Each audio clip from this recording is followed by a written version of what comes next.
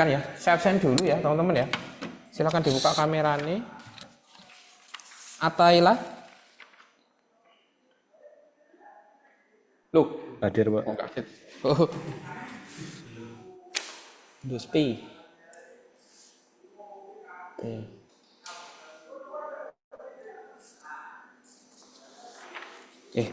Tailah ada ya. Afril? Afril? Enggak ada. Hadir, Pak. Oke, Fendi?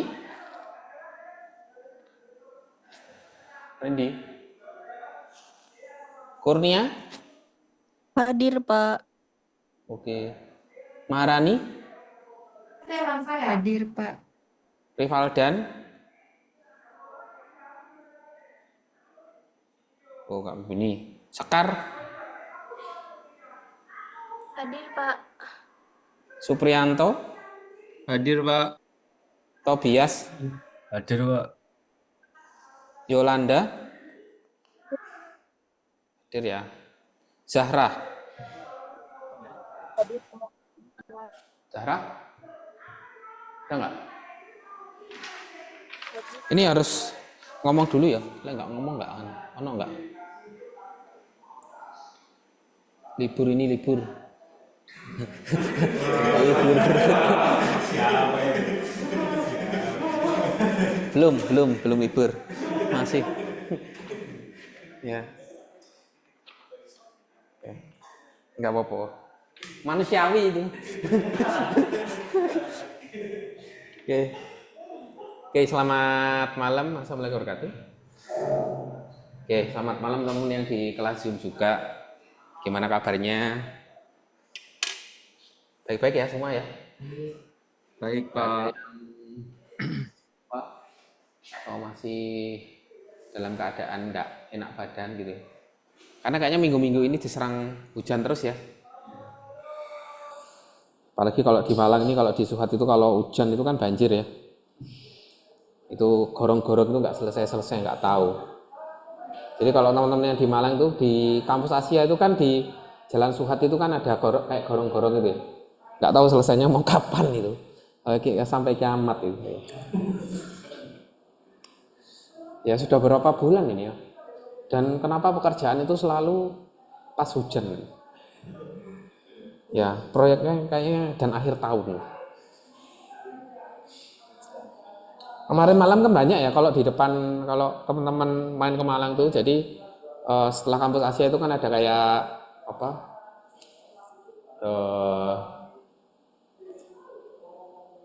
budaya-budaya itu apa? Bukan apa? Ya Taman Gerida. Di situ kan kemarin ada banyak truk gede-gede gitu ya. Dia bawa kayak bokal gede-gede gitu, pewanjang gitu. Kan akhirnya pagi udah dipindah ke sebelah kanan, karena yang banjir kan sebelah kanan tuh.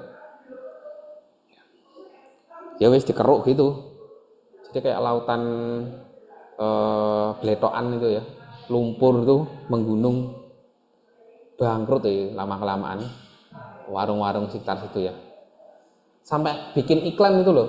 Jadi ada salah satu resto gitu ya di situ, jadi resto Korea itu apa namanya ya, Chef Kim tuh sampai bikin iklan gitu kan ya. Kita masih, pokoknya intinya adalah dia sabar dulu gitu ya. Nanti setelah sudah, maksudnya jalannya sudah bagus gitu ya, nanti konsumennya bakalan lebih baik lagi gitu. Jadi lebih enak. Kayaknya kan parkir juga kan ya. Itu kan buat parkir. Nanti kalau gorong-gorongnya udah selesai buat tempat parkir gitu ya, sama aja. Yes, gitulah. Soalnya proyek itu kan bukan proyek punyanya kota, jadi kayak punyanya provinsi. Jadi yang mula-mula awal bangun itu memang bukan dari pihak kota. Jadi wakil gubernurnya yang muda itu, Emil Dardak itu sidak terus ya banyak mungkin keluhan ya. Karena Suhat itu kan kayak Malang itu kan ikonnya Suhat sama kayu tangan kan ya. Kalau orang kampus itu kan di sini Suhat istilahnya, Soekarno Hatta, karena jalannya itu. Ya kalau ikonnya jelek, gampang banjir dan sebagainya itu ya kan jelek. Apalagi kalau pas hujan itu ya, Padahal itu pinggirnya Kali Brantas ya. Kalau kamu teman-teman ke Malang gitu ya, di Suhat itu kan ada Kali Brantas tuh tinggi, terus kemudian dalam gitu ya. Jadi pinggirnya itu sampai bisa banjir itu. Aneh. Jadi pinggir kali banjir, ya Malang iku gitu loh. Aneh gitu. Yes, mbuh lah wis dan urusane apa wali kota sama gubernur. Oke, jadi hari ini kita tetap apa ya mata kuliah estetika. Mungkin kita sedikit membahas mengenai pengalaman estetis yang kemarin nggak sempat ke apa ya kesinggung terkait dengan pengalaman estetis. Apa yang disebut pengalaman estetis? Terus kenapa sih kita harus tahu pengalaman estetis itu apa? Gitu. Sampai akhirnya, apakah pentingnya pengalaman estetis? Apakah bisa menambah kadar kualitas teman-teman melihat sebuah karya dan akhirnya melengkapi cara teman-teman untuk menikmati sebuah karya, memahami sebuah karya, bahkan membuat sebuah karya itu terlihat benar-benar estetik atau artistik gitu. Ya, contoh kasus misal kayak saya dulu sebelum ke Jogja itu menganggap bahwa selain lukisan itu kayaknya kelas kedua. Jadi kayak seniman itu kan memang pelukis itu kan istilahnya kan ibu dari segala seni itu kan rupa itu kan lukis ya. Kalau nggak lukis itu kalau misal keramik itu DC gitu. Wah, opo gitu ya. Beda kalau orang lukis itu kan kayak gembel no pantes ya. Kalau kamu kayak sastrawan sih pantes. Kalau arek DKV gembel kan ora pantes ya. Kayak nggak keren gitu.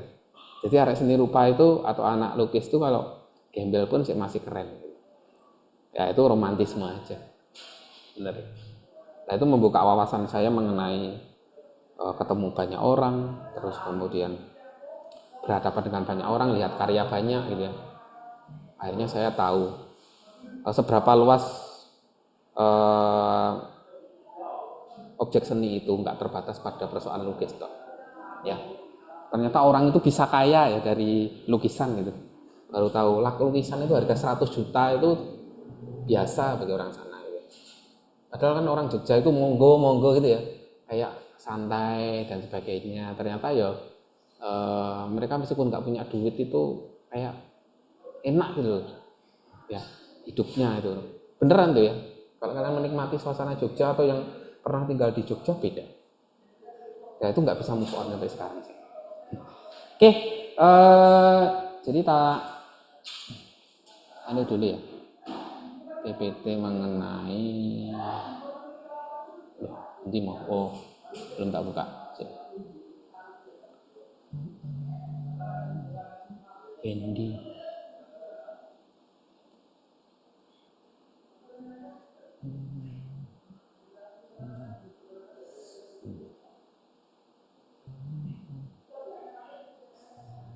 Letak.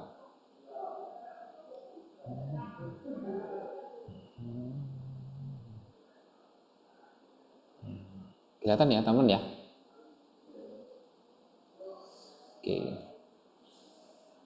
Oke, kita akan membahas mengenai pengalaman estetik ya. Jadi seberapa jauh pemahaman teman-teman mengenai pengalaman estetik? Karena pengalaman estetik itu sangat penting sekali terkait dengan pemahaman kalian mengenai sebuah karya ya. Tidak menutup kemungkinan karya itu bukan hanya karya desain aja. Mungkin teman-teman yang pernah melihat karya seni yang lain gitu. Sastra terutama ya. Karena kayaknya sastra itu jadi kayak bulan kayak kayak nggak penting banget gitu loh kesannya sekarang ya. Tapi kadang kita melihat tulisan seorang yang puitis gitu ya, atau karya sastra itu benar-benar bisa menyentuh gitu. Kita harus baca karena dia teks. Ya bisa mengimajinasi orang gitu ya. Atau kemarin Anissa kan sempat cerita gitu ya, bikin cerita ya, atau bikin isai gitu ya. Apa istilahnya isai atau cerpen? Curhat. Oke. Jadi ini masih berjilid-jilid ya kayaknya ya ke depannya. Ya. Kalau esai itu kalau cerpen itu kan berhenti kalau semisal di uploadnya udah ini ya wes ganti lagi kan gitu toh biasanya. Kalau masih panjang ya berjilid-jilid ya nggak apa-apa, novel itu memang. Oh, oke ya, menarik ya. Jadi,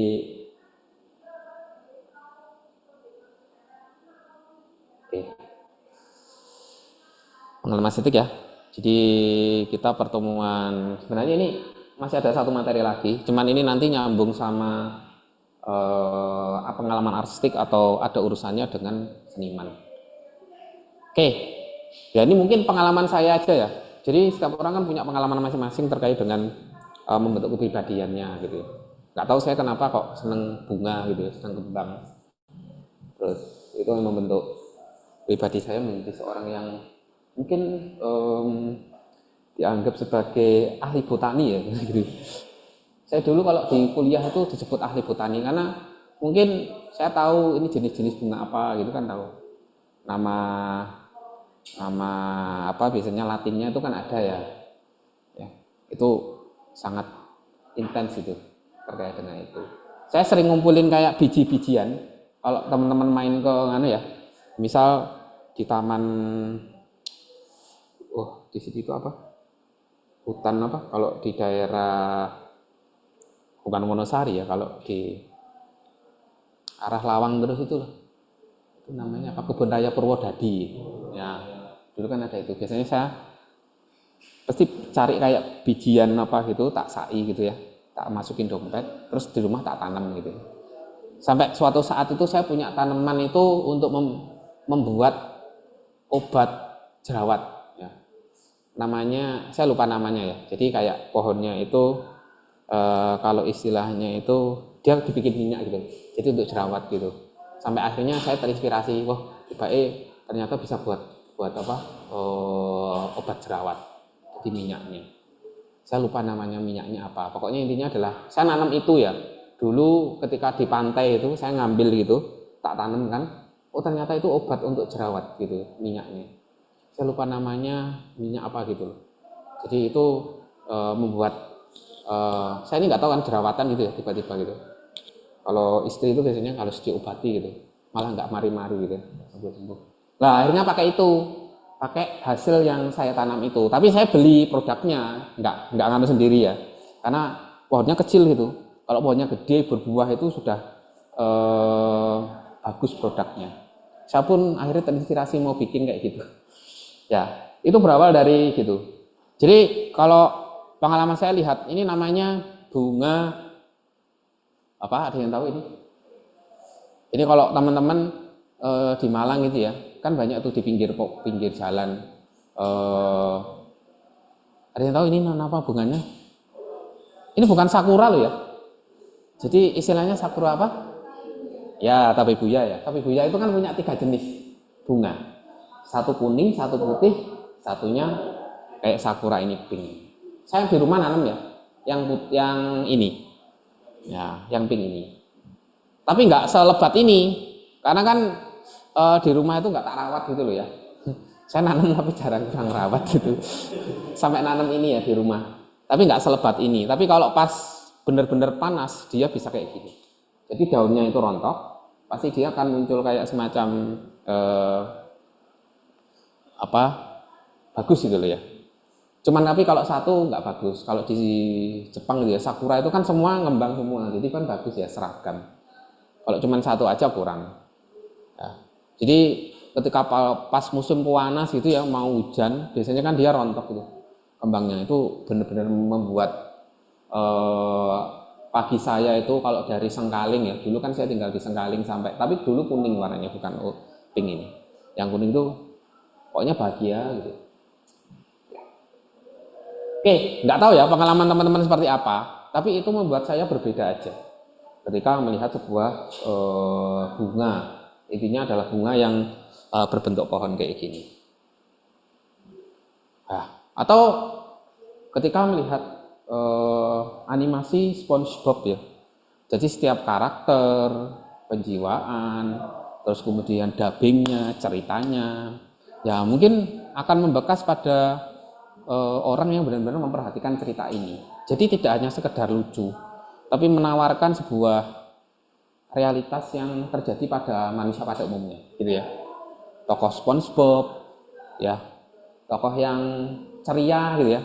Kadang ada kan ya orang ceria gitu ya, semangat dalam hidup ya, meskipun dia di budak korporat gitu ya, kan kita semua budak korporat gitu ya, budak korporat tapi tetap kerja semangat gitu ya, kayak gitu. Kayaknya kita kayak SpongeBob gitu. Ya, jadi kita belajar banyak ini dari siapa? Dari SpongeBob ini. Saya seneng. Cuman kalau dulu kan kalau nyetelnya kan di global gitu ya, diulang-ulang jadi bosen gitu ya. Ya kalau serinya nggak baru memang membosankan. Tapi kadang nonton aja sih di TV gitu. Jadi menarik. Jadi mengawali hari atau pagi hari itu dengan nonton SpongeBob itu. Oke. Atau yang seneng nonton anime gitu ya, nonton Naruto ya. Penokohan dari sosok pahlawan ya, dari apa? Ya ninja gitu ya, yang menyelamatkan. Tapi saya rasa kayak klise banget. Ya kadang pahlawan-pahlawan yang terlalu kuat gitu ya, kayaknya udah cukup banyak gitu ya. Lah, punya pengalaman masing-masing ya terkait dengan hal itu. Cuman karena Naruto itu hadir di pas saya sedang kuliah, teman-teman saya membicarakan sosok Naruto jadi seru.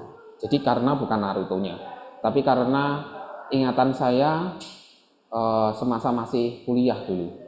Jadi munculnya, saya kuliah kan 2006 gitu ya, 2006, 2007, 2008 itu kan masih Naruto kan masih bagus-bagusnya itu. Jadi yang seri di mana Akatsuki keluar itu kan pokoknya setiap hari apa gitu ya, temen saya sampai nggak nonton, rela untuk mendengarkan teman saya karena saya agak nggak seneng kan nonton apa, baca komik itu nggak terlalu suka. Dulu kan komik gitu ya, jadi terbit setiap hari apa gitu dia cerita, terus kemudian kalau di kosan gitu ya pas rame itu dia pasti cerita gitu, seneng pokoknya. Jadi bukan Naruto-nya, tapi pengalaman ataupun ingatan saya kembali pada waktu masih pada waktu itu.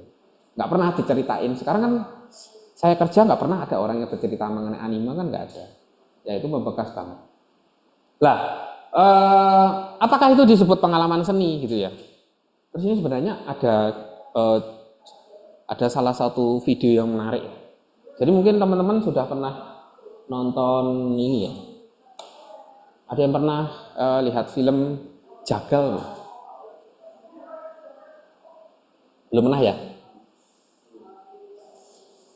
Jadi itu film dokumenter. Jadi film dokumenter yang ini anak-anak bisa nggak ya? Langsung ke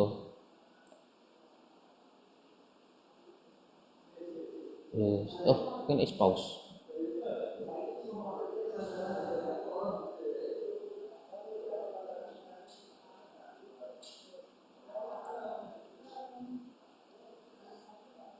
Ini kelihatan nggak teman-teman? Oh expose ya. Bentar. Jadi ini ada video yang sebenarnya cukup menarik sih. Cuman ini potongan aja yang kemudian diulas gitu ya. Tapi cukup dengaran nggak nih teman? Sampai iklannya kayak banget.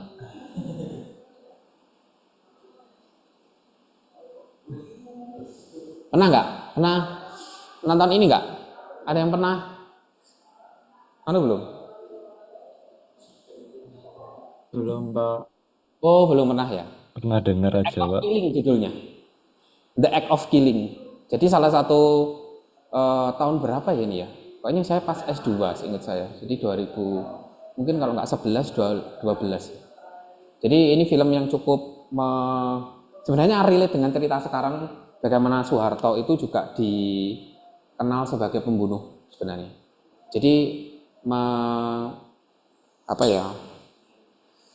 Mempertontonkan jadi bagaimana orang dibunuh di masa tahun 65. Jadi G30 itu kan PKI itu kan dianggap pada waktu itu diperkirakan sebagai ideologi yang banyak membunuh kiai kayak gitu kan ya, kan banyak kayak gitu. Terus kemudian pada waktu itu memang ceritanya adalah bagaimana Soeharto itu menjebak Soekarno dalam artian bagaimana dia diturunkan dan ingin PKI itu tidak menjadi partai politik yang kuat pada waktu itu karena dia melawan rezim Soeharto, bukan rezim Soeharto, ingin menghancurkan PKI gitu kayak gini. Lah itu menurut data itu kan berapa juta yang dibunuh yang dianggap sebagai PKI. Dan orang-orang yang nggak tahu itu yes tiba-tiba hilang gitu aja. Jadi banyak yang dibunuh. Lah ini salah satu film film dokumenternya. Ya. Oh enggak, ini apa? Enggak. Ini kedengaran nggak teman-teman? Tidak, Pak. Aduh. Ya apa caranya? Samsung ya? Talking head interviews and archival footage, the active killing goes undercover, so to speak, and collaborates directly with perpetrators of these crimes. Nggak bisa di bahasa Indonesia nih ya? Killings in whatever way they wish. The result is the creation of a new reality, a kind of fever dream orchestrated by the perpetrators themselves.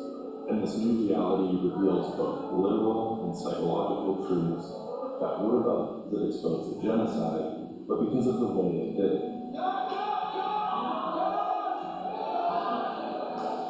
Instead of talking head interviews and archival footage, the active killing goes undercover, so to speak, and collaborates directly with perpetrators of these crimes, asking them to reenact their killings in whatever way they wish. The result is the creation of a new reality, a kind of fever dream orchestrated by the perpetrators themselves. And this new reality reveals both literal and psychological truths that would have otherwise been buried by layers and layers of lies and corruption and justifications. There's a lot to unpack here, so let's start at the beginning. How did director Joshua Oppenheimer, who was at the time a completely unknown filmmaker from Texas, Ini dapat penghargaan film ini. Cuman ini nggak ditonton secara umum. In 2001, Oppenheimer and filmmaker Christine Sin set out for Sumatra, Indonesia, with the hope of improving working conditions on a Belgian-owned palm oil plantation. They brought camera equipment and taught the workers how to film. The result was a documentary called The Globalization Tapes. As he got to know the workers on this plantation, it became clear that they were living in truly atrocious conditions, and that these conditions were a symptom of something pervasive across the entire country. The company would have the women workers spray a weed killer around the palm trees, the oil palm trees, and with no protective clothing, no masks, no gloves, the mist would go into their lungs, then into their bloodstreams, and destroy their liver tissue. And the women were dying in their 40s. And when they would complain to the company petitioning for protective clothing, the company would hire thugs from a movement called Pancasila Youth that had in fact been involved with the killings in 1965. They hired thugs to threaten and sometimes attack women. The women were easily intimidated, easily threatened, because their parents and grandparents had been in a union until 1965 and had been accused of being communist sympathizers simply because they were in a union and they were afraid this could happen again. The Worker Workers Union was communist run, so after the Bentar.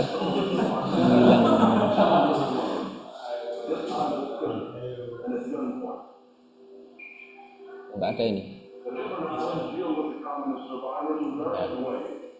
In some camps, they are starved to death, or at least periodically to be killed by the local citizens. Ini wis di NBC News reporting.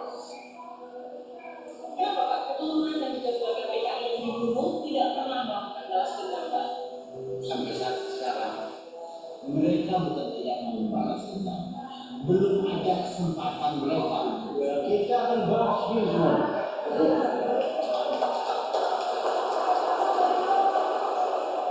After stumbling into this society where genocide had been effective and the perpetrators were still in power, Oppenheimer came to a realization. Normally, perpetrators of mass violence win. That's why they do it, because it's effective. They write victims' history, celebrating what they've done. They glorify it. We as human beings deceive ourselves about the meaning of our actions. And I knew at that point I would spend as many years as it would take to address this situation. And many years it did take, roughly a decade. Because once he set his mind on making this film, he immediately ran into a problem. How do you make a film about crimes against humanity when the perpetrators are still in power?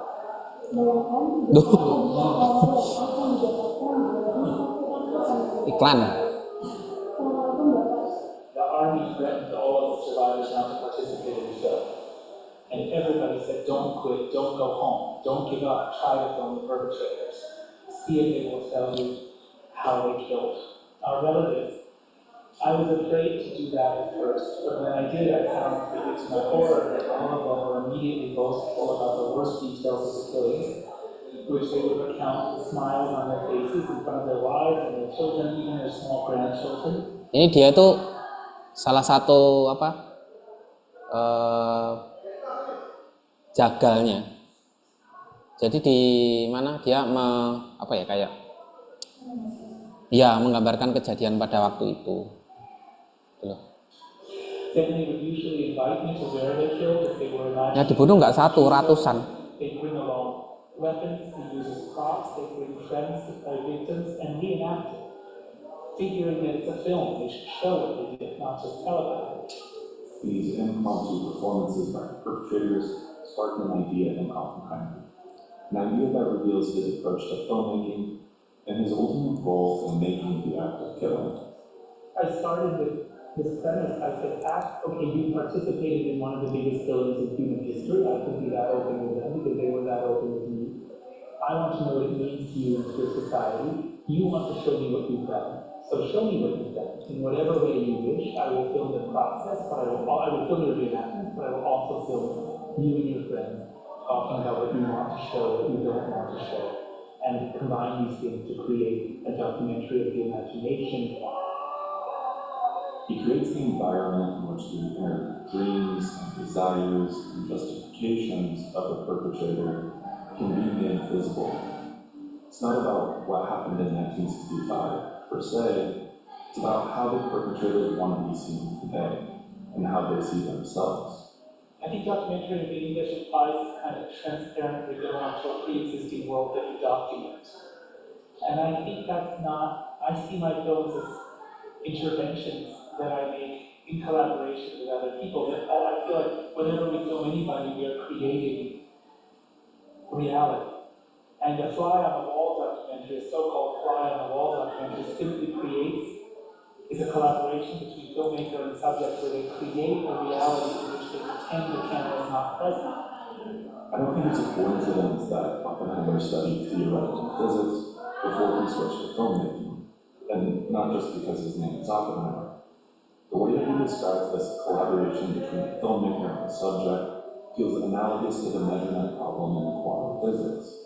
When particles are not being observed, they behave like a wave, but as soon as they're observed, they take on definite values in the form of individual particles. Similarly, as much as a filmmaker might want to document reality as it really is, a person's behavior will inevitably change if they are being. Jadi ini salah satu juga jagalnya banyak kan, ini di Medan itu. Jadi dia memperagakan pas tahun 65 itu membunuh orang. Jadi ini tempatnya juga di sini. Kalau teman-teman nonton langsung lebih lebih terasa.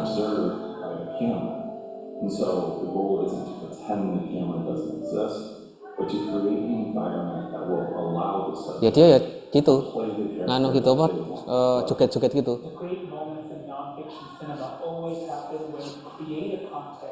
An occasion together with your participants where they're put in a situation which is safe, because otherwise you would hopefully not do it, somehow safe, but takes them out of their comfort zone and puts everybody somehow out of control. So how does Oppenheimer do this? First, he chose one perpetrator, Anwar Khanka, and hyper-focused on him. crimes. Ini Nah, tentunya saya ingin tahu pendapat Bapak mengenai film pengkhianatan G30 SNTI yang terkenal di seluruh Indonesia. Kalau saya itulah film itu salah satu yang menghilangkan rasa takut buat saya. But in reality, he was the one who was violent, not his victims. And only a little prodding causes this justification to collapse. Kalau gitu ya, iya. Walaupun ada koreksi-koreksi, kenapa begini? DKI itu udah kalah, jahanam dia. Kan begitu. Jadi semua dari setel udah genjer-genjer, karena berwanginya tarik panjang ini sudah kan itu yang kita pertanyakan. Kenapa memang begitu? As Anwar puts himself in the shoes of his victims and feels just a fraction of the fear and powerlessness that they felt, he becomes more and more desperate for a new justification, something to ease the guilt and allow him to sleep at night. Nggak bisa dua kali. nggak kuat dia. Jadi disuruh memperagakan akhirnya nggak kuat yang membunuh itu.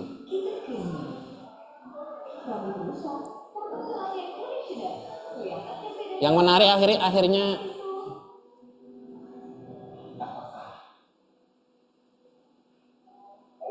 Orang yang siksa itu rasanya seperti aku begini.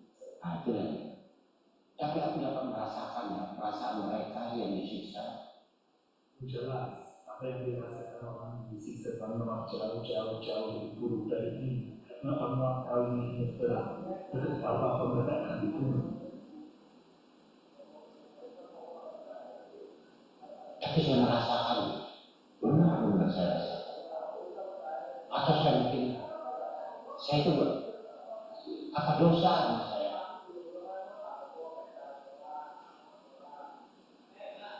Banyak ya manusia yang merasa begitu ya. Apakah ini kembali dia pada saya? In response to these feelings of guilt and possibly a fear of some kind of karmic punishment, he films a completely absurd scene where, in the afterlife, his victims give him a medal and thank him for killing them because they were sent to heaven.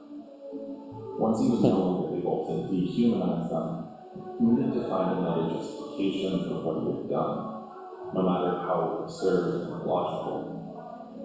As I mentioned before, this film is not pretending to be a window to reality. It's a collaboration with Anwar. And Anwar is presenting to the audience how he wants to be seen. He wants you to like him. He wants to be a sympathetic character. But he also can't square what he's done with the character he's presenting. Saya tahu bahwa saya tidak salah, tapi saya harus melaksanakannya. It's as if the reality of what he's done bubbles to the surface and his body wants to expel it. And this is the moment where the character that he's been presenting collides with reality and a core truth is revealed, that he caused unnecessary suffering and there's no justification for it. It's easy for people in positions of power to justify their involvement in this genocide. They can say it's for a greater cause, communists needed to be stopped, and so on.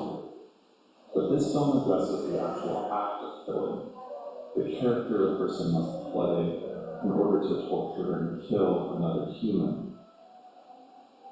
Kenapa harus saya lakukan? Kami harus mematikan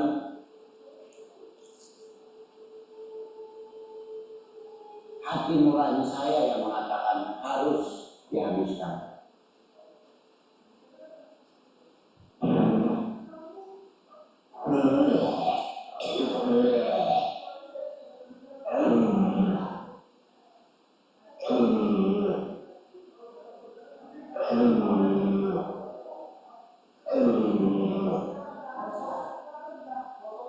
Wes, nanti bisa nonton sendiri ya. Tapi menurut saya itu sangat-sangat ada pengalaman nggak enak, dan pokoknya intinya adalah ketika nonton film itu wah bener-bener sangat luar biasa lah.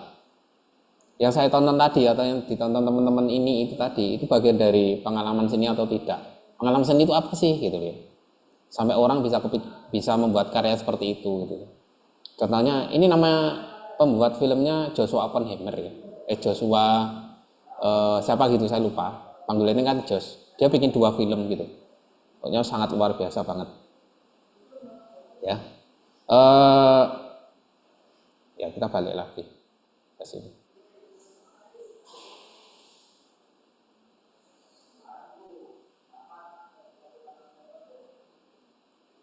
Ya.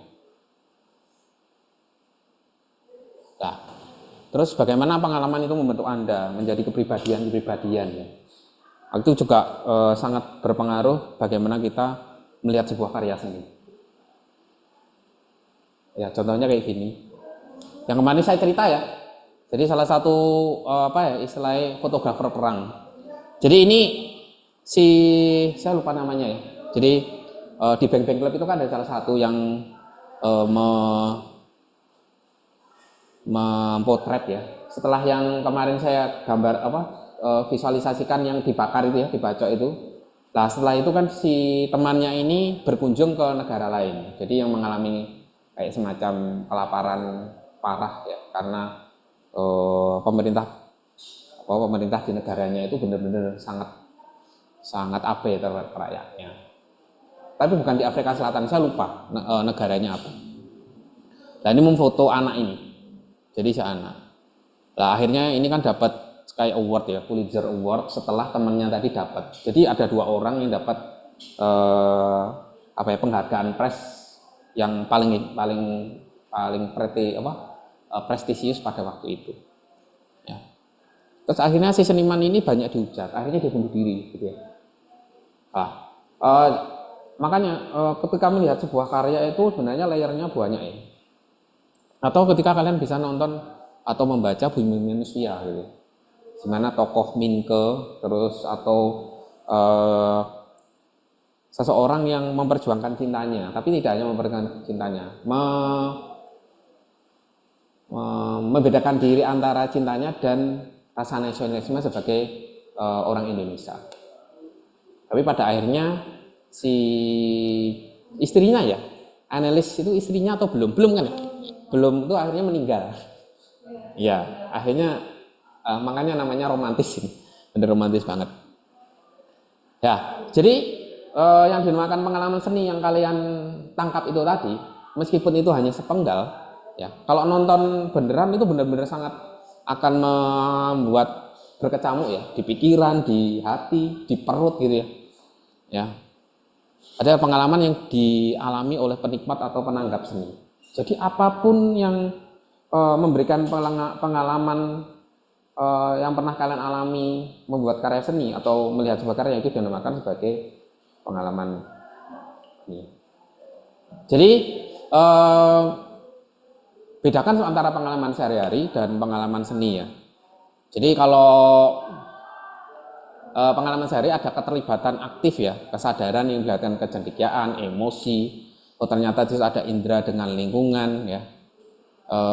Waktu tertentu ada awal ada akhir, kesatuan atas rentetan-rentetan bagian pengalaman yang terus mengalir. Itu kalau pengalaman sehari-hari.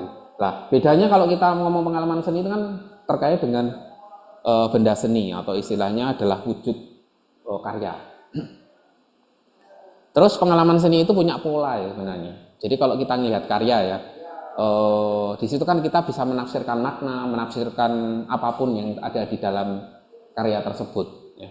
Apakah itu video, apakah foto, ya berdasarkan pencerapan indrawi ya, jenis perasaan, hubungan inilah yang memberikan sebuah makna. Makanya kalau kita melihat mungkin makna belum tentu sama, ya nggak ada yang se-universal. Cuman kalau kita bikin karya desain itu kan harus satu istilahnya adalah memberikan informasi yang sesuai dengan apa yang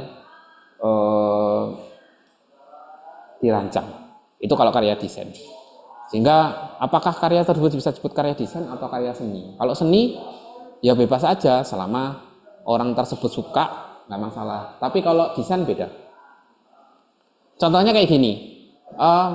kalau kalian nggak pernah melihat sejarahnya Basquiat gitu ya, ini kan karya Basquiat. Jadi karya Basquiat yang pernah memecahkan rekor ya. Jadi berapa ratus miliar ya, bukan 2 miliar, 3 miliar, enggak, ratusan miliar.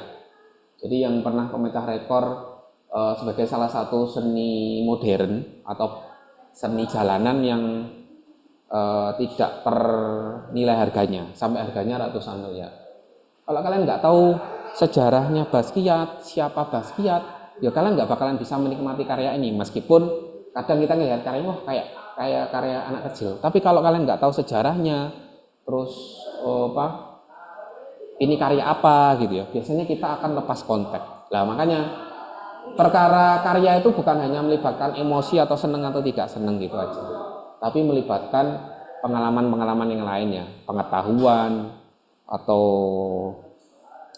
apa informasi yang pernah kita dapatkan sebelumnya. Oh ini lukisan ya, kalau orang nggak pernah lukisan, misal orang seni aja ini nganggapnya mungkin apa ini gitu. Tapi orang seni aja nggak selalu melihat ini indah atau nggak selalu ini estetis gitu ya. Mereka nggak tahu apa-apa dengan ini. Nah, makanya orang itu tahu seni atau enggak, atau paham mengenai seni atau tidak berdasarkan dari pengalaman seni yang mereka dapatkan. Ya, mungkin teman-teman dari semua nggak suka dengan karya ini boleh. Tapi minimal dengan pengalaman seni kita akan banyak tahu ya bagaimana itu membentuk pengalaman Anda. Contoh kayak gini juga, ketika nonton Avenger, jadi pengalaman seni apa yang Anda rasakan gitu? Apakah lihat warnanya, lihat efeknya, ceritanya? Toh kita bisa punya kualitas ya ketika membedakan, oh ini karya bagus, karya enggak. Oh ini animasinya bagus gitu ya. Terus ini ceritanya bagus, karakternya bagus gitu. Ya kalau kita lihat ceritanya cuman Avenger Infinity War kok nggak iso. Jadi kan harus melihat tontonan sebelumnya. Nah, makanya itu benar-benar sangat penting. Atau nonton ini, pernah nonton ini nggak? Sexy Kill? Belum pernah ya? Ini juga film dokumenter. Jadi membedah bagaimana politikus ya, termasuk pada waktu itu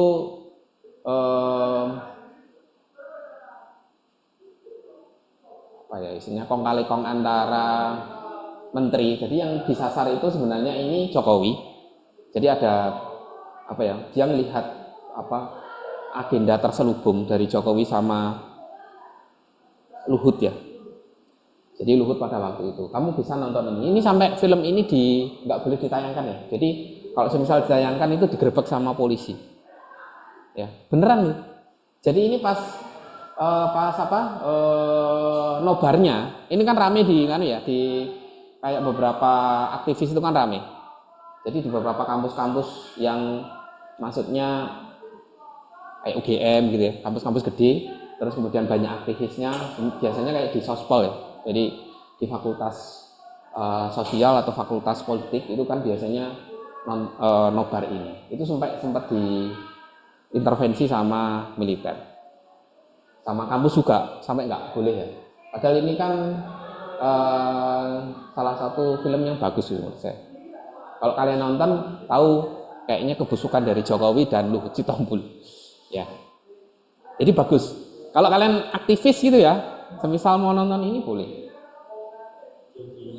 Apa? Ya. Tapi sudah banyak kok. Jadi nggak terbuka. Jadi pada waktu awal aja yang rame, karena kan itu dibahas pada waktu ini tadi ya, bagaimana melihat visualnya aja membuat kita ngeri, apalagi melihat secara langsung, iya, atau realitas yang terjadi. Jadi gini, jadi pengalaman seni itu akan menghadirkan sebuah kualitas atau standarisasi gitu ya, nggak ada di standarisasi, jadi kualitas-kualitas yang khusus ya, yang berbeda pada setiap orang, yang sangat berbeda dengan pengalaman sehari-hari. Kemarin teman-teman bercerita bahwa melihat penampilan tari gitu ya, Vincentius, terus kemudian siapa yang cerita kemarin ya, Anesta membuat puisi gitu ya, membuat puisi, membuat apa esai atau membuat cerpen gitu ya. Ya, itu berbeda ya dengan pengalaman sehari-hari kalian. Ya seperti kayak kita puas aja sekaligus punya empati gitu ya, ketika melihat sebuah karya dan mampu meleburkan perasaan diri ke dalam sesuatu hal. Tidak setiap kita melihat karya seni selalu punya empati atau kepuasan, nggak selalu. Jadi kadarnya itu bisa diukur. Oh ya, jadi contohnya kayak gini ya. Sebenarnya yang menjadi pemicu utama itu kan benda seni. Ya, tanggapan seseorang atas pengalaman estetik, pengalaman seni hakikatnya diceritakan si penangkap seni itu sendiri. Ya, bagaimana seorang kreator atau seniman itu mengolah berbagai elemen untuk ditangkapi orang, dan akhirnya orang tersebut itu mengalami yang dimana dinamakan tadi empati. Gitu. Semakin berempati berarti dia akan menunjukkan pesona sihir. Gitu. Jadi seolah-olah ada sensasi ketika melihat karya tersebut. Ya, contohnya adalah kita biasanya diam sebentar atau mikir gitu ya, atau sepaneng lah istilah ya. Kita lihat karya gitu ya, atau mikir gitu ya. Jadi namanya pesona sihir, seolah-olah kita menubuh dengan karya tersebut. Seperti kayak saya merasa kalau sholat itu nggak selalu kusuk ya. Tapi ketika kusuk ya rasanya seperti ketika sholat kusuk banget kayak gitu. Makanya kalau kita melihat karya itu bagian dari ibadah seni. Orang-orang Jogja biasanya gitu ya, bagian dari ibadah seni. Karena apa? Karena kita khusyuk banget ketika menonton ataupun melihat sebuah karya. Nggak hanya karya seni rupa ya, misal kalian membaca cerita, menonton film, atau nonton anime gitu ya. Mungkin kalian lagi galau gitu ya, terus nonton film gitu ya, seolah-olah tertampar gitu. Kok kehidupan kayak gini, jadi kayak gitu ya. Atau lagi sedang kasmarannya, enaknya nonton percintaan gitu. Seolah-olah kita kayak relate dengan kehidupan kita. Biasanya gitu polanya. Lah, itulah yang orang coba terkait dengan pengalaman estetik itu tadi. Toh setiap orang kita kan juga ingin membahagiakan dirinya masing-masing, dan itu wajar. Ya, nggak ada masalah. Ya, jadi Benedetto Croce itu kayak filsuf gitu ya, dia estetikawan juga, mengatakan bahwa benda seni itu tidak ada ya. Yang disebut benda seni itu sebenarnya adalah penanggapnya. Jadi ketika kalian melihat sebuah karya itu ada jiwa atau tidaknya, itu tergantung kalian. Ya, biasanya setiap karya seni itu kan mengandung elemen universal ya, semisal yang bisa ditanggapi semua orang. Contohnya karyanya Act of Killing tadi, yang Jagal itu tadi, itu berarti dia membangun suasana, terus kemudian standarisasi dalam pengolahan elemen-elemen tertentu itu benar-benar sangat berhasil menciptakan pengalaman estetik yang universal. Lah, yang jadi pertanyaan, apakah kaitan pengalaman seni dan pengalaman artistik gitu, ya? Apakah orang dengan pengalaman seni yang banyak itu akan membuat karya itu semakin bagus atau tidak? Ya, kira-kira pertanyaan kalau gitu gimana jawaban kalian? Ada yang mungkin mau jawab?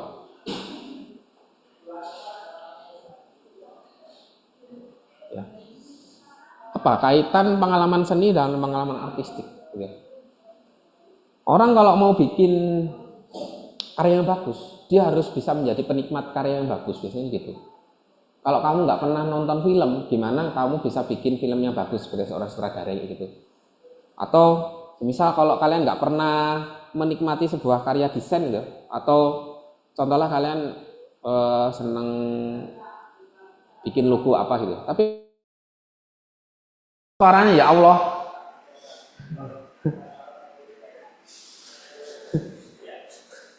jadi waduh ini balik lagi. Dari sini aja ya. Jadi pengalaman estetik itu melibatkan ukuran dan kualitas, dan yang paling paham itu adalah si penikmat itu sendiri ya. Seseorang yang kaya akan pengalaman dan pengetahuan seni itu akan lebih mampu gitu. Kalau kalian lebih banyak nonton film berarti kalian akan tahu mana filmnya bagus sama enggak. Gitu. Atau kadang wibu itu juga nggak salah gitu. Kadang otaku itu nggak salah. Mereka akan lebih bisa menangkap film animenya bagus timbang kalian. Kadang gitu ya. Ya jadi orang yang kaya akan pengalaman dan pengetahuan seni itu akan berpotensi ya, lebih mampu mengembangkan, memperkaya dan memperdalam pengalaman estetiknya. Ya, contohnya kayak gini. Pernah lihat filmnya SpongeBob nggak? Yang pas ini gitu ya, yang ya, itu kan ada adegan di mana dia bikin patung gitu kan ya, patung terus kemudian hidungnya diganti sama hidungnya David itu ya.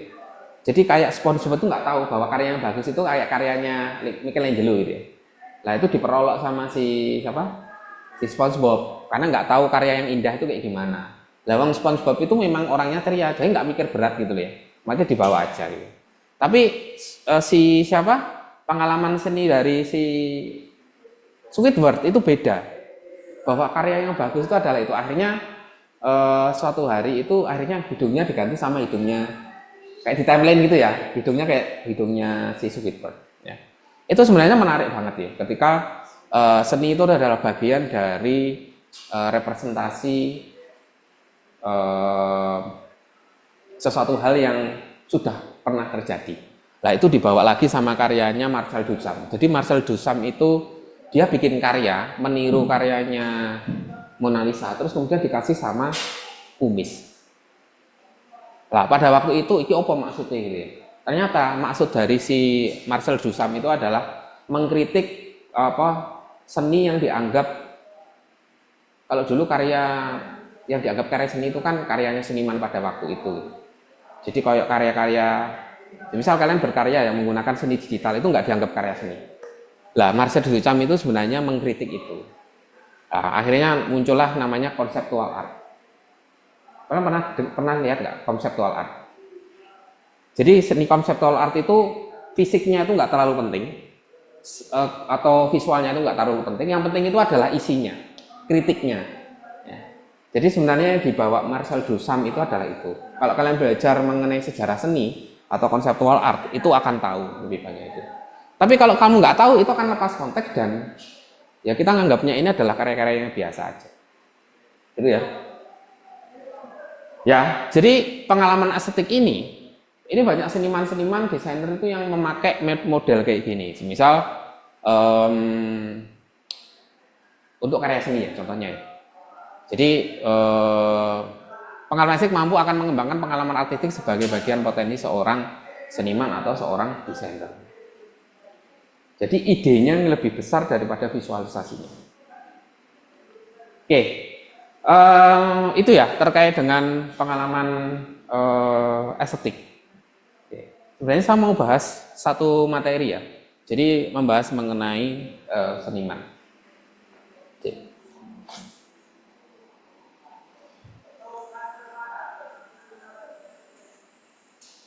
Oke.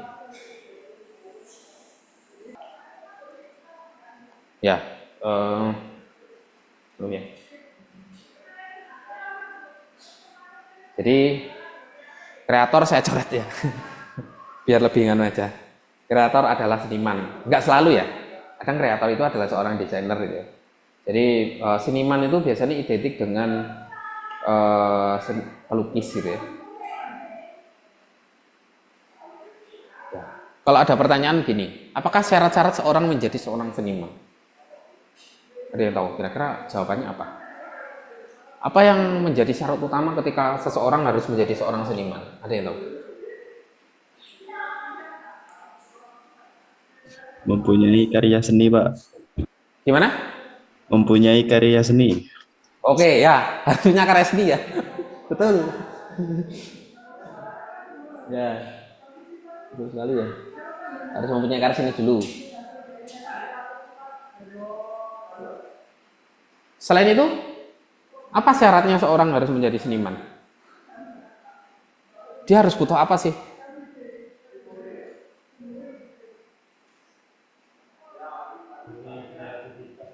Oke, mempunyai kreativitas. Apa batasan kreativitas?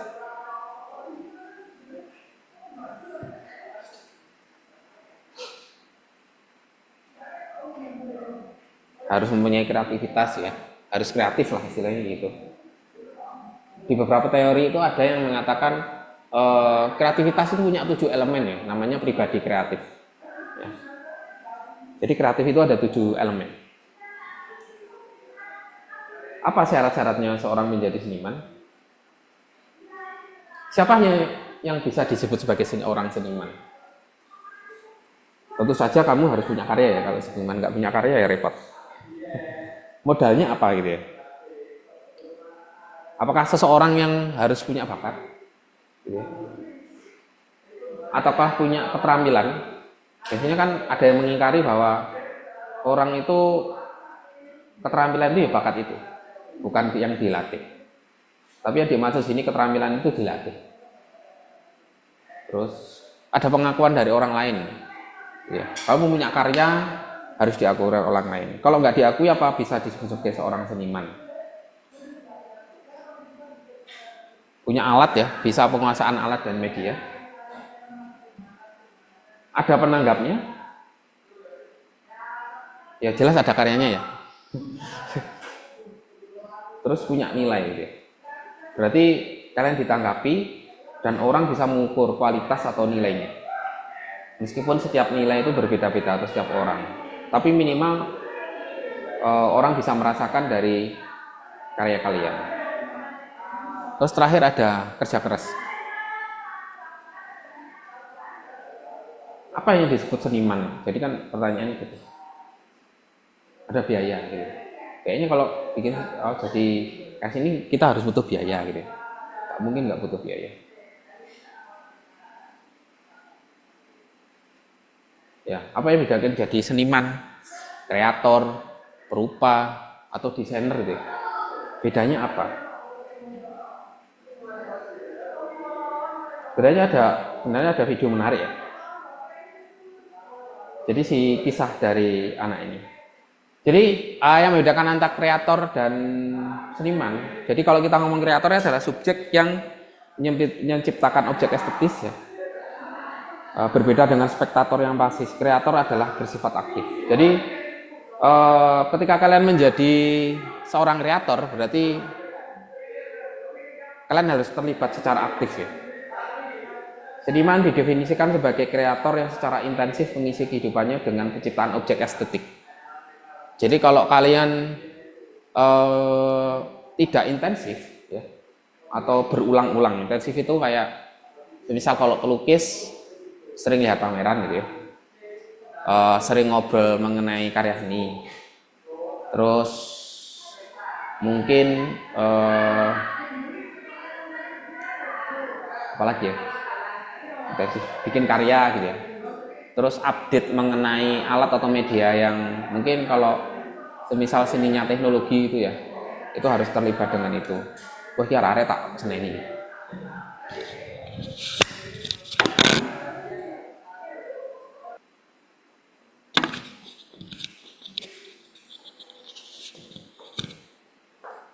Oke ya. Jadi intensif. Jadi intensif itu berulang, terus kemudian selalu berurusan dengan pengetahuan-pengetahuan ya. Yes. Dalam berkesenian, seniman bekerja sama, bersentuhan, ikut andil dengan infrastruktur kesenian atau pihak yang mendukung profesinya. Contohnya kayak gini ya. Jadi kalau kamu hidup di Malang, sebagai seorang pelukis itu memang sangat sulit sekali, ya. Karena seorang seniman itu dididik berdasarkan iklim ataupun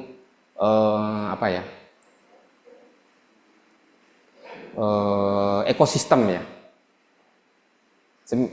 Tapi sekarang teknologi juga akhirnya membantu seseorang untuk bisa membangun ekosistem meskipun secara digital.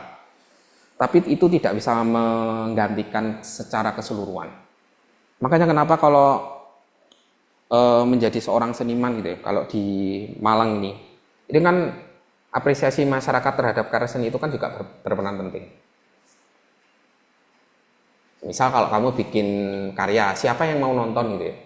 kan kita harus ngundang banyak orang. Kalau semisal kayak di Jogja gitu ya, kalau kamu pameran gitu, itu ada kayak ekosistem yang ngajak gitu. Jadi orang berbondong-bondong untuk karya kalian, padahal kalian seniman muda. Nah itulah yang disebut sebagai infrastruktur. Cuman tidak ditonton aja. Mungkin karya kalian akan banyak dipilih oleh seorang kolektor gitu. Misal kamu berkarya di studio, punya rumah di studio. Teman saya itu juga ada yang hidupnya itu hidup dari lukisan itu ada kalau di Jogja. Kalau di sini nggak ada. Adapun itu dulu seniman-seniman lama, dia pameran di luar Malang gitu ya. Jadi kalau kamu berkarya di sini, pamerannya nggak di sini, tapi di luar, di Jogja, di Jakarta, di Bandung, sama di Bali. Kalau nggak gitu nggak bisa hidup. Kalau seorang pelukis, sebenarnya itu apa ya? Ketika kita menciptakan sebuah objek estetik, lah itu terlibat dengan hal seperti itu juga. Kalau sebagai profesi, ya terus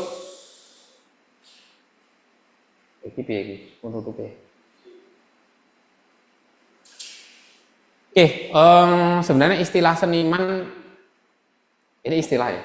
Seniman itu muncul dari istilah artis dulu. Terus ada artis itu artinya seniman. Kalau di Indonesia itu artis itu kan dibilangnya selebritis. Kenapa mereka nggak disebut aktor gitu? Ini sebenarnya istilah ini juga problematik ya. Ketika aktor disebut sebagai artis, sehingga kalau di Indonesia ngomong artis itu selebritis, jadi aktor gitu ya, atau aktris. Jadi orang yang punya punya kemampuan atau ahli di bidang perfilman atau istilahnya drama. Jadi dia bisa memerankan kayak gitu ya. Nah ini sebenarnya terjadi kesalahpahaman mengenai ini. Cuman kita biasanya kalau di Indonesia itu bilangnya ya pelukis gitu ya. Cuman kalau di luar kamu pelukis, seniman itu semua ngomongnya artis gitu ya. Jadi seniman atau perupa. Kalau di sini yang paling mudah itu kita sebut sebagai perupa. Gitu. Jadi istilah artis ini juga dibedakan dengan istilahnya perajin. Ya. Semisal kamu membuat karya atau di sini mebeler itu membuat kursi gitu ya, membuat kursi dari bahan kayu terus kemudian kalian ukir, itu nggak bisa disebut sebagai seniman. Kalau di luar bisa dianggap sebagai seniman. Lah inilah kesalahpahaman mengenai istilah seniman itu tadi. Jadi itu nggak bisa disebut seniman, cuman hanya perajin aja, atau istilahnya orang yang ahli. Gitu. Ya sebenarnya istilah ini itu sudah sering diulas ya ataupun dipertentangkan di masa Renaissance sebenarnya.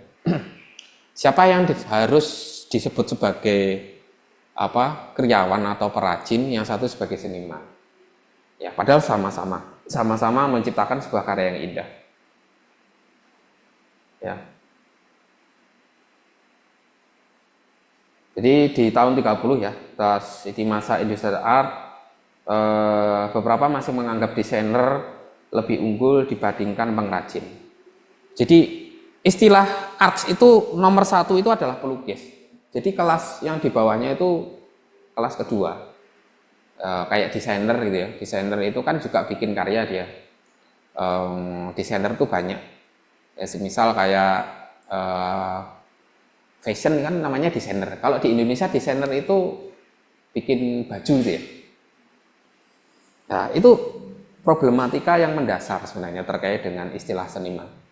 Sehingga kalau kita bisa bilang seniman itu siapa sih yang dibilang seniman? Cuman orang yang membuat karya atau orang yang dianggap seniman itu orang yang mengekspresikan perasaannya.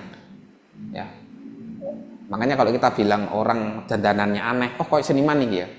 Padahal dia jujur dengan dirinya. Padahal ya kadang ya gembel tenan, sini gitu. Biasanya gitu. Berarti dia gembel beneran gitu. Karena dia seolah-olah jujur. Nggak perlu saya tampil aneh-aneh, ganteng-gantengan nggak perlu. Wis tampil apa adanya, kan gitu jujur ya. Makanya seniman itu ada karyanya yang bagus, tapi yang nyentrik ada. Atau parlente gitu ya.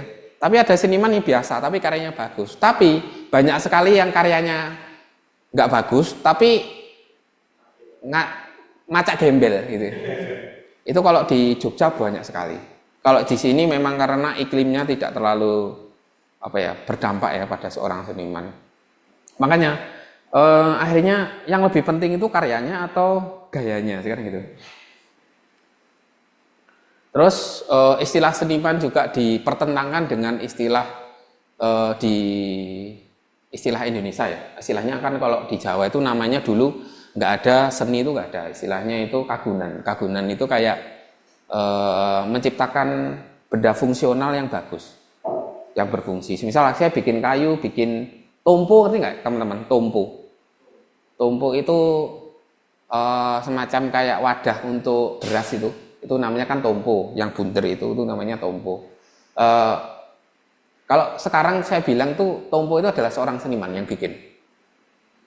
Ya, karena apa? Karena dari awal sejarahnya seni itu diawali dengan istilah dia membuat benda-benda fungsional. Ya. Jadi karakteristik seni tradisi ini berbeda dengan cara pandang seni barat, misal kayak lukisan gitu ya. Padahal itu kan bikinnya kan juga dengan penuh penghayatan ya. Satu-satu gitu ya. Dijalin gitu ya.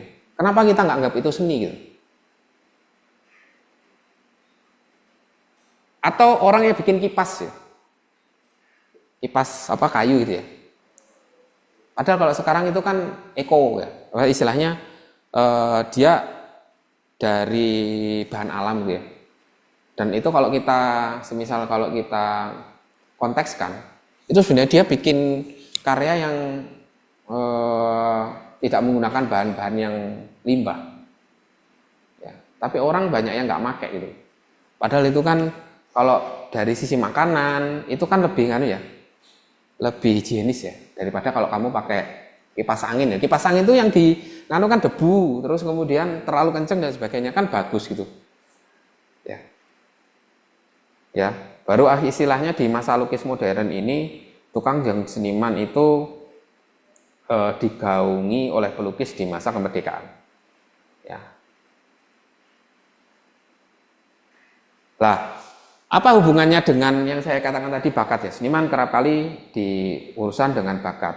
Itu bakat itu ada nggak sih? Atau disebut sebagai talent itu ada nggak? Kalau di luar itu namanya aptitude ya, jadi kemampuan alami. Jadi biasanya dibedakan antara kemampuan alami dan talent, aptitude ya.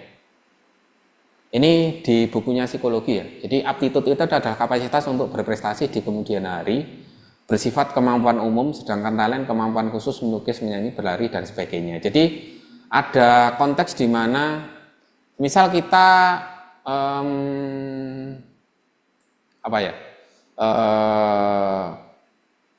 mengendalikan sepeda ya, mengendalikan sepeda itu kan sebenarnya apakah disebut sebagai bakat atau sesuatu hal yang dilatih gitu. Sehingga kita harus tahu mana yang benar-benar talent, mana yang aptitude gitu. Nah, ternyata di dalam ilmu psikologi bakat itu bagian dari kombinasi karakter yang mengindikasikan kemampuan individu untuk memperoleh sesuatu ya, melalui pelatihan, beberapa kekhususan, pengetahuan, keterampilan dan tanggapan terorganisir. Sehingga seseorang yang anggap bakat itu kayak turun dari wahyu gitu, terus lahir gitu tiba-tiba langsung bisa melukis. Enggak. Ya itu banyak yang menentang itu gitu. Saya sebenarnya nggak terlalu percaya dengan bakat juga kalau menurut saya. Kalau teman-teman sendiri gimana kalau memahami bakat itu apa sih? Apa tiba-tiba bisa gitu aja atau gimana? Tapi mungkin orang tidak menyadari dia punya bakat gitu ya. Kadang saya nggak pernah menyadari bahwa saya itu punya bakat melukis gitu, enggak. Karena bakat melukis saya itu dulu memang berawal dari kesukaan saya gambar gitu. Jadi memang saya nggak pernah melatihnya itu juga pas kuliah. Makanya saya bakat menggambar itu bukan karena tiba-tiba kayak dapat wahyu gitu ya, dapat mukjizat, bisa gambar gitu ya. Tapi banyak orang yang menganggap bakat itu ya kayak wahyu gitu ya, atau istilahnya mukjizat gitu. Lah, makanya di sini bilang sebagai kombinasi karakter. Jadi karakteristik yang mengindikasikan kemampuan individu untuk memperoleh sesuatu ya. Pelatihan, kekhususan pengetahuan, keterampilan, dan tanggapan yang terorganisir. Jadi bagaimana kemampuan otak berkombinasi dengan kemampuan motorik ya. Jadi otak itu kan mengendalikan kemampuan motorik kita. Misal kayak orang sepeda pakai bisa turun ya, atau yang melompat ke mana gedung gitu ya. Terus atau orang yang pernah yang melompat dari titik tertinggi dunia gitu ya, sampai dia melompat gitu dari apa istilahnya apa stratosfer atau atmosfer itu tertinggi sampai akhirnya di mana apa disponsori oleh Red Bull ya. Ya biasanya kan Red Bull itu mensponsori. Nah, karena memang Red Bull itu kan brandingnya kan bukan sport kan sebenarnya. Tapi kan batasan manusia itu untuk melakukan sesuatu yang mustahil gitu kan. Akhirnya menarik itu ya. Jadi lompat dari ketinggian pokoknya tinggi banget gitu ya. Orang melompat terus kemudian dia pakai kayak apa parasut gitu ya. Nah, yang dimotori oleh. Lah apakah itu bakat gitu?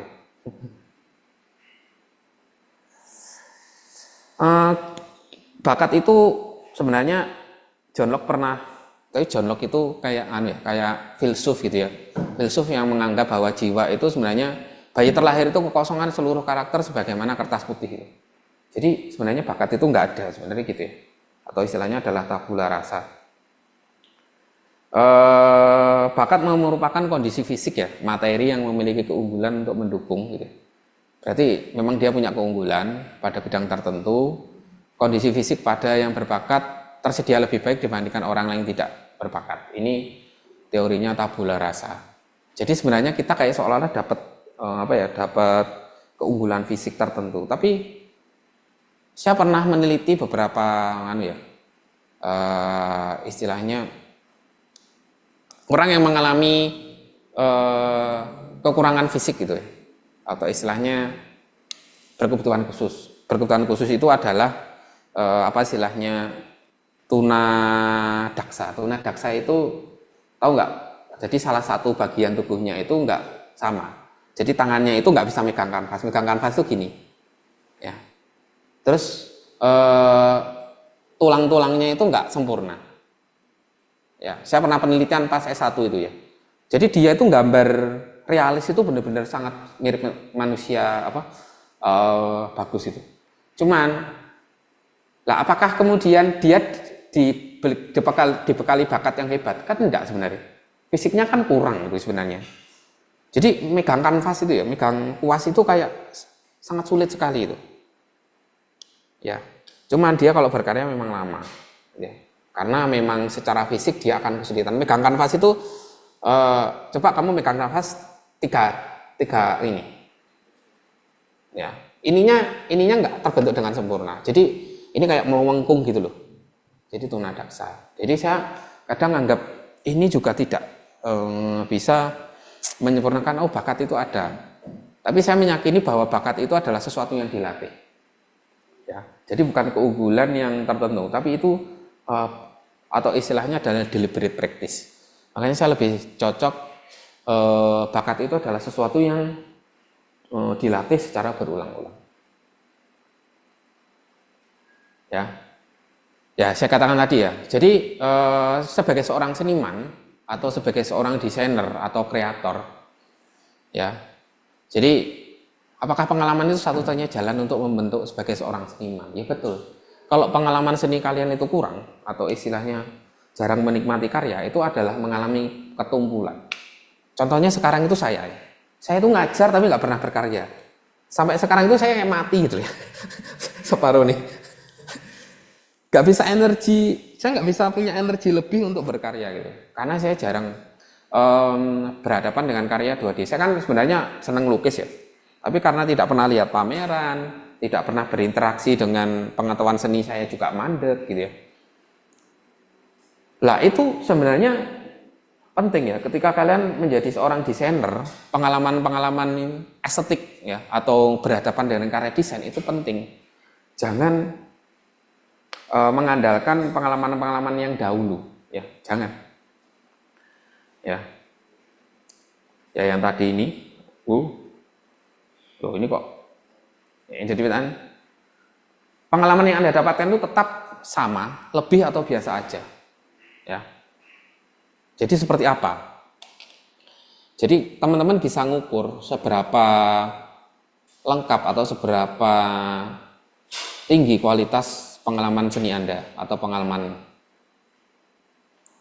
Ya.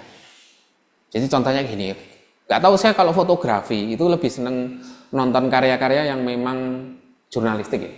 Nggak tahu jurnalistik itu kayaknya karyanya itu nggak setiap momen tuh bisa dapat gitu. Ya. Untung ini fotonya hitam putih ya. Ini kalau nganu mengerikan ini. Jadi ini yang salah satu dapat fotografer perang band club itu. Ini salah satu karyanya ya. Nah dari sini kan kita tahu pengalaman membangun empati itu kayak gimana ya. Lihat orang dibunuh terus kemudian itu benar-benar sangat kerasa. Itu kalau urusannya dengan sesuatu hal yang membutuhkan empati. Empati itu tidak selalu buruk loh ya. Mungkin sesuatu yang bagus gitu ya, percintaan, terus kemudian. Tapi nggak tahu sampai saya lebih ke karya dark itu lebih memunculkan empati. Ya. Atau SpongeBob tadi sama ya. Bentar. Oke ya, tadi yang kepuasan. Yuk balik ini nih. Ya tadi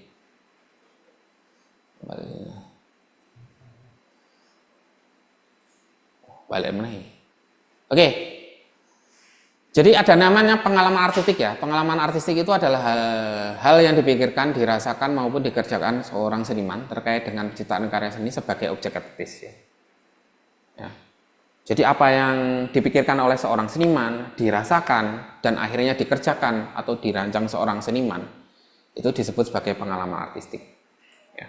Gak tahu ini ya teman-teman ketika membuat karya gitu ya, butuh nggak kira-kira pengalaman artistik tertentu sehingga karyamu disebut estetis itu tadi. Ya. Ya kadang kita berkarya desain kan nggak selalu estetis ya, yang penting kan itu adalah problem solving. Ya. Jadi objek estetis itu ketika kita berkarya seni, jadi mengekspresikan karya kita atau enggak. Oke, seniman pasti punya memikirkan banyak hal ya, jadi perasaannya gitu. Kadang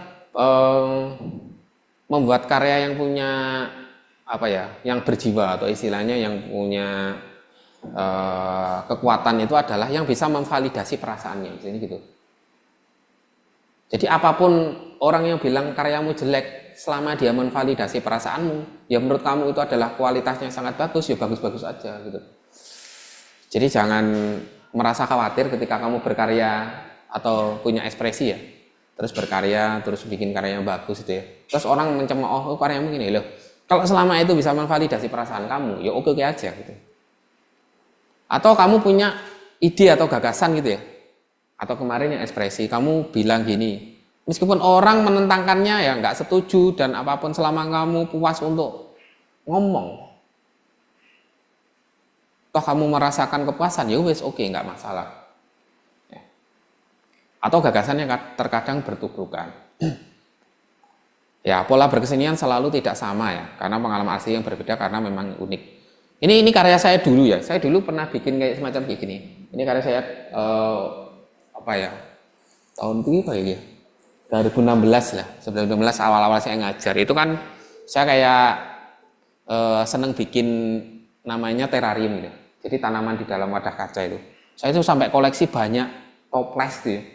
Cari gelas, cari apa, pokoknya kaca itu tak iseni karo tanaman-tanaman ya. Ya kadang saya rindu gitu. Ini bikin karya estetik kayak gitu. Lah, semua punya pola yang berbeda ya. Berkesenian ya atau berkarya itu punya karena memang unik ya. Materinya habis. Mungkin ada pertanyaan dulu dari sini terkait dengan pengalaman seni dan pengalaman artistik, atau yang membahas mengenai seniman tadi. Oke, silakan. Kalau mau ada pertanyaan, seharusnya ada pertanyaan sih. Saya terlalu panjang aku menjelaskannya. Karena tadi dua materi ya, satu materi mengenai pengalaman seni, yang satu ini membahas mengenai seniman. Kalau seorang seniman atau istilahnya desainer ya, apapun arsitek atau pematung, itu kan semua bilangnya pasti seniman gitu. Seharusnya kayak gitu. Karena dia berkarya, di situ ada gagasan gitu ya, ada perasaan yang mungkin tidak tervalidasi gitu ya, mungkin aja.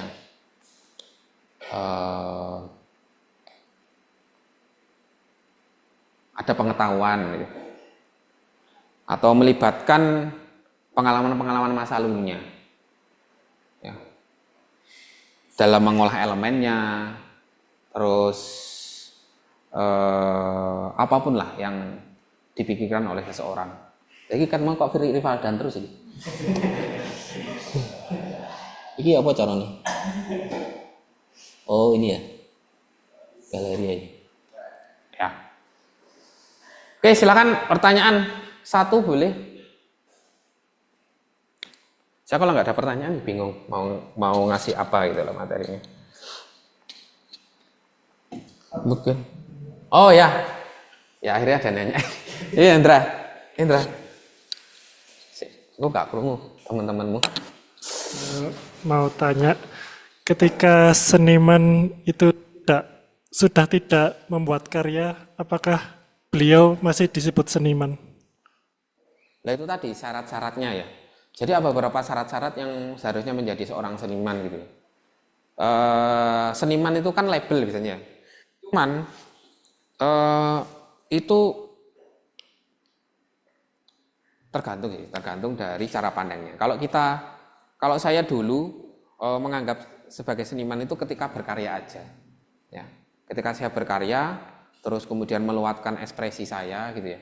Itu kalau lukisan ya, melakukan ekspresi saya, terus perasaan saya bisa tervalidasi, terus saya punya ide gagasan, bisa ngolah gambar, beli cat, ya.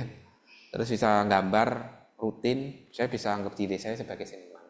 Tapi ketika konteks saya berada di Jogja, saya nggak anggap diri sebagai seniman, saya nggak pernah pameran di Jogja. Karena pengakuan saya sebagai seorang seniman tidak pernah dilihat orang karya saya itu. Pernah dilihat orang cuman ke kos itu lihat karya, oh karyamu apik. Ya pada waktu itu saya merasa menjadi seniman. Tapi setelah itu ya wis, saya nggak jadi apa-apa gitu loh. Hanya penikmat seni. Tapi biasanya memang ada orang yang menganggap seniman itu kan bagian dari bentuk pengakuan kan. Jadi dia akan merasa menjadi seniman ketika karyanya dilihat kayak gitu ya. Gitu. Jadi menurut saya yang dikatakan sebagai seniman adalah sebenarnya karyanya dia itu bisa memberikan pemahaman tentang dirinya atau masyarakat. Menurut saya lah. Kalau kamu mengentahbiskan diri menjadi seorang seniman tapi karyamu tidak pernah dilihat oleh masyarakat, ya kayak mitos gitu ya. Jadi nggak ada karyanya itu. Mitos itu kadang kita percaya tapi barangnya nggak ada gitu, atau sesuatu hal yang bias, itu aja masih dianggap karya budaya atau seni, apalagi ini nggak ada gitu. Ya cuman biasanya itu bentuk romantisasi dari karya-karya terdahulunya, biasanya gitu. Banyak seniman kayak gitu, misal pematung gitu ya, dulu karyanya bagus terus nggak pernah berkarya. Ya menurut saya dia nggak dianggap sebagai seniman karena sudah berhenti. Namanya seniman kan terus berulang ya, berulang, rutinitas atau istilahnya intensif. Ketika dia tidak intensif, apakah dia bisa disebut sebagai seniman? Ya kembali ke dirinya masing-masing.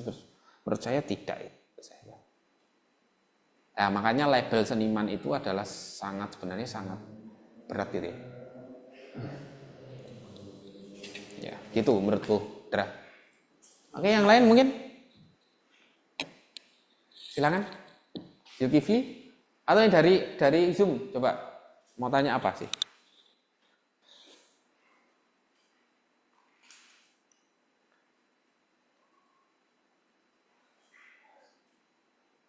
terkait dengan seniman atau terkait dengan apa pengalaman kalian gitu, boleh cerita gitu.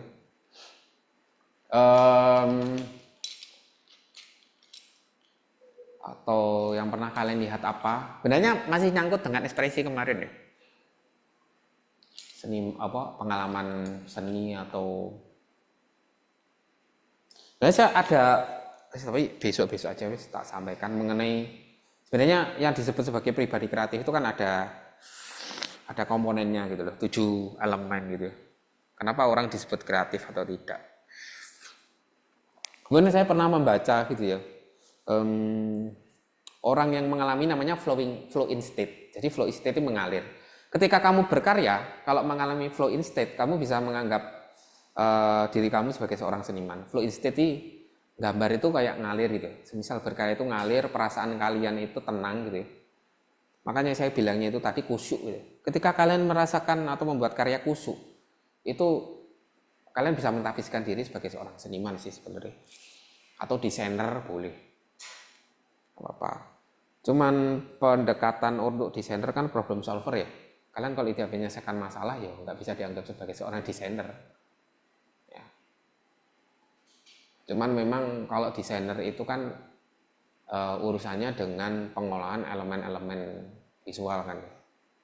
Ya. Selama kalian bisa mengkomunikasikan gagasan visual kalian secara tepat sesuai dengan segmentasi, ya clear masalah. Perkara nanti apakah kalian bahagia atau tidak, nggak ada urusan. Nah, makanya kelebihan antara menjadi seniman sama desainer itu adalah di situ. Saya merasa nggak perlu dipertentangkan sih menurutku. Tapi kadang saya juga nggak lego loh. Misal seorang desainer itu bukan seniman itu, nggak lego gitu loh. Karena kan orang kreatif itu kan membuat sesuatu yang baru ya, menciptakan sesuatu yang baru. Namanya desainer itu kan menciptakan sesuatu baru dari yang sudah baru. Jadi mengulang terus. Jadi novelty, istilahnya kebaruan. Kalau kamu nggak menciptakan karya dari yang terbaru, ya wis berhenti kalian sebagai seorang desainer sebenarnya. Nah itu refleksinya sebenarnya gitu. Karena jiwa seorang seniman itu sebenarnya memunculkan kebaruan-kebaruan. Yaitu makanya kalau ketika kalian berkarya, kalau sudah ada gitu ya, berarti kan kalian untuk menciptakan sesuatu yang baru, yang beda gitu, yang unik, yang beda, yang beda unik apa istilah yang mungkin yang khas ya khas, berkarakter ya, misalnya gitu, berkarakter. Pasti saya yakin teman-teman punya karakter masing-masing ya. Nggak tahu apakah di sisi videonya atau di sisi ilustrasinya atau di sisi brandingnya atau apapun lah ya, pasti punya, nggak mungkin nggak. Cuman kadang kita nggak nyadari gitu, nggak nyadari mana yang perlu kita tonjolkan atau kesempatan mana yang paling tepat kita untuk didorong. Ya itu perkaranya adalah strategi sih, kembali ke strategi masing-masing.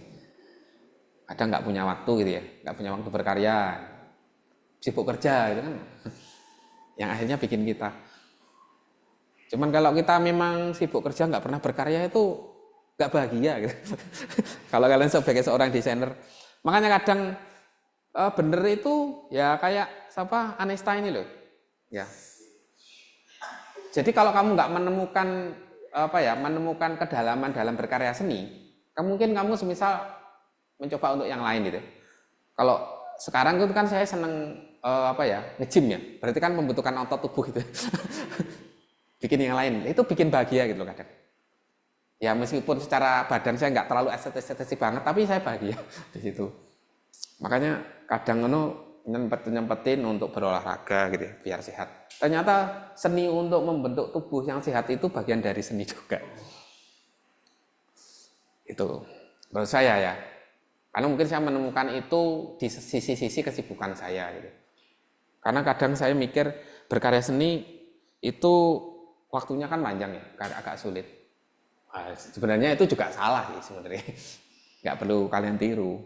Kalau kalian masih muda, kalian harus berjuang gitu. Ini teman-teman kan masih muda semua, saya rasa. Ya, karena posisinya adalah sekarang bekerja. Apakah terus kemudian kalian ngurutin kerja terus? Ya janganlah. Ya. Oke, yang lain mungkin tambahan? Gak ada? Ya wis, kalau nggak ada kita ketemu minggu depan ya. Jadi kita kayaknya kurang satu. Nanti coba tak sampaikan ke teman-teman online center sama BAA. Terus untuk minggu depan itu nanti proyeknya saya kasih minggu depan untuk proyek UASnya. Jadi proyek UASnya itu pengennya saya kalian punya kenalan seorang seniman nggak? Teman kalian seorang pemusik, seorang sastrawan. Ya pengennya kalian mewawancari langsung ya. Bagaimana sih kehidupan seorang seniman itu? Ya boleh desainer, boleh pemusik. Nggak mungkin kalau nggak kenal seorang seniman itu kayaknya nggak mungkin juga. Orang yang dekat dengan kalian atau tetangga, misal dia bikin wayang atau penari, ya, untuk bagian dari tugas kalian, ya. Atau Anista ini kan dia penyair gitu ya, boleh menulis gitu. Atau yang di mana di Zoom gitu ya, ternyata diam-diam dia adalah seorang pematung itu kan nggak tahu. Seperti Supriyanto pematung, atau Rivaldan, seperti ya, Rivaldan tiba-tiba dia adalah aktor gitu kan nggak tahu ya. Ya. Saya diam-diam CEO, Pak. Lah ya diam-diam CEO. Ya. Ya mungkin kita bisa banyak belajar dari seorang seniman, pemusik, ya apapun lah. Pokoknya yang dia intent ya untuk membuat karya secara rutin ya. Ya. Gimana? Supervisor, waduh itu. Supervisor kamu rutin berkarya nggak kira-kira? Iya, kerja Pak. Lah itu meluapkan karyanya melalui berekspresi nggak dia itu ketika berkarya? Atau hanya tuntutan kerjaan? Kayaknya ada yang mau ekspresikan. Boleh, nggak apa-apa. Boleh, nggak apa-apa. Jadi semisal di luar pekerjaan kalian utama apa ya, desainer atau animator, dia tetap berkarya. Berarti kan dia meluapkan karyanya untuk, cuman karyanya dipamerkan nggak kira-kira? Atau dinikmati orang nggak? Iya di kerjaan. Pekerjaan, maksudnya pekerjaan itu menjadi karya dia atau bukan? Misal kayak gini, animator Hayao Miyazaki gitu ya. Kan dia bikin, itu kan pekerjaan dia. Tapi karya tersebut diakui sebagai karyanya Hayao Miyazaki atau enggak? Iya kan, itu kan karya. Lah, apakah itu dianggap karya seni atau bukan menurut dia? Ya tanyain aja. Ya. Misal kalian di bidang seni gitu ya, atau arsitek gitu bisa. Arsitek kan jadi menciptakan apa ya, menciptakan karya juga kan, bangunan, desain atau apa, kolam pemancingan lah misalnya gitu ya. Kolam pemancingan estetis itu kayak gimana sih, enak enggak? Atau rumah yang estetis gitu ya, atau taman atau apapun lah, boleh. Ya nanti tak infokan mengenai apa kriterianya apa ya terkait dengan itu. Mungkin enggak, belum ada sih di sini, masih di PPT yang satunya. Oke, silakan mau tanya lagi. Nggak ada. Oke, kalau nggak ada pertanyaan, mungkin saya tutup ya untuk pertemuan hari ini. Kita ketemu minggu depan. Yang ngobrol yang banyak aja wis. Terima kasih kesempatannya. Wassalamualaikum warahmatullahi wabarakatuh. Selamat malam. Ya. Oke, terima kasih ya teman-teman ya. Terima kasih banyak Pak. Terima kasih, Pak. Sip. Oke, saya tutup ya.